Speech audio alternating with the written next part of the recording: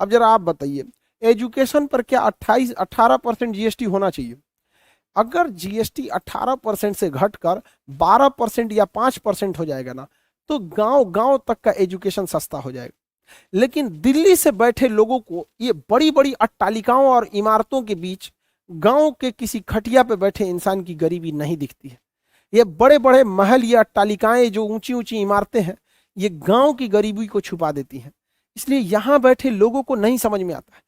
ये जीएसटी परिषद में कोई गरीब इंसान नहीं है। वित्त मंत्री के पास पूरा पैसा है, राज्य मंत्री के पास, राज्य वित्त मंत्री के पास पूरा, आरबीआई सारा अपना हिसाब किताब लाते हैं, राज्यों के वित्त मंत्री के पास अपने गाड़ी बंगला सब चीज रहता है।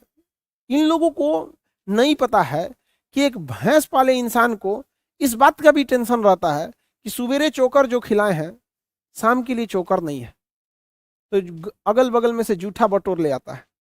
किसी के देखते हैं मोहल्ले में लोग, एक आदमी गाय पाला है तो दूसरा आदमी को जूठा उठा दे देता उस भरोसे। तो इस देश की अर्थव्यवस्था दूसरे के छोड़े जूठन पर चल रही है। इस चीज का तकलीफ अफसोस के साथ कहना पड़ता है कि अनुच्छेद 369 में बैठे जीएसटी परिषद में किसी को नहीं है। इस देश में अमीर जितना खाना छोड़ देते हैं ना, अगर उस खाने को अगर व्यवस्थित ढंग से रखा जाए तो इस देश में कोई भूखा नहीं सोएगा। अजीब है, किसी का शौक पूरा हो रहा है, किसी का कुछ।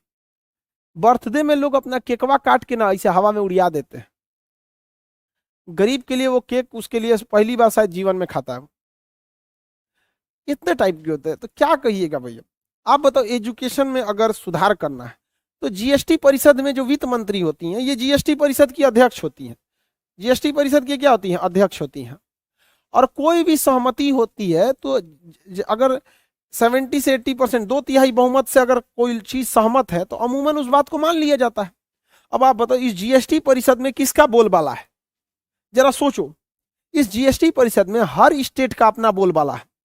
28 स्टेट मिलकर अगर ये कह दें कि एजुकेशन पर जो जीएसटी है 18% से घटाकर आप 5% कीजिए, तो क्या ये पारित नहीं हो जाएगा? 33 में से 28 लोग अगर बोल देते हैं, सोचिए 33 में से 28 लोग बोल देते हैं, तो क्या उस दिन जीएसटी नहीं हो जाएगा?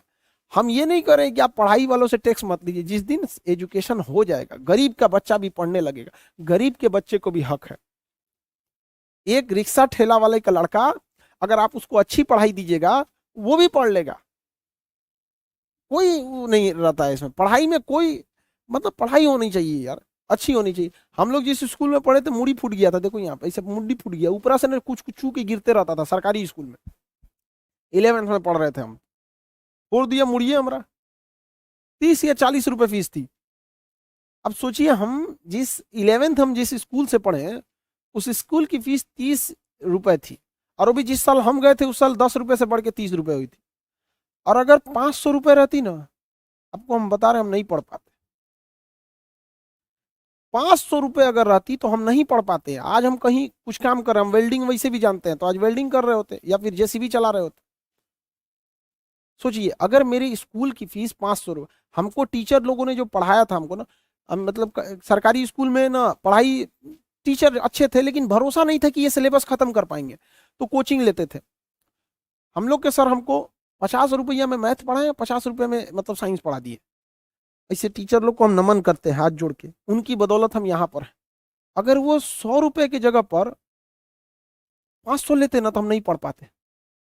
इसीलिए हम बैकअप में जेसीबी सीखे थे और एगो वेल्डिंग सीखे थे, क्योंकि बाढ़ ओढ़ के समय जेसीबी का काम बंद हो जाता है, तो सोचे थे बाढ़ ओढ़ के समय वेल्डिंग मार देंगे और बाकी समय में जेसीबी चला देगा आदमी। एजुकेशन में क्या बताएं लोग, इन लोगों को कितनी भयानक महंगाई हो, ये होना चाहिए यहाँ पर। तो आप बताइए, अगर हर राज्य का मुख्यमंत्री, वित्त मंत्री जो है, लिखित प्रस्ताव दे दे कि 18% की जगह पे 5% जीएसटी कीजिए, हर गरीब का बच्चा पढ़ेगा।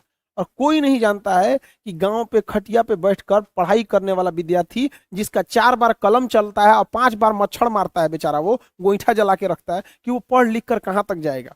लेकिन इन लोग को कौन समझाए? यहाँ मशरूम है सब।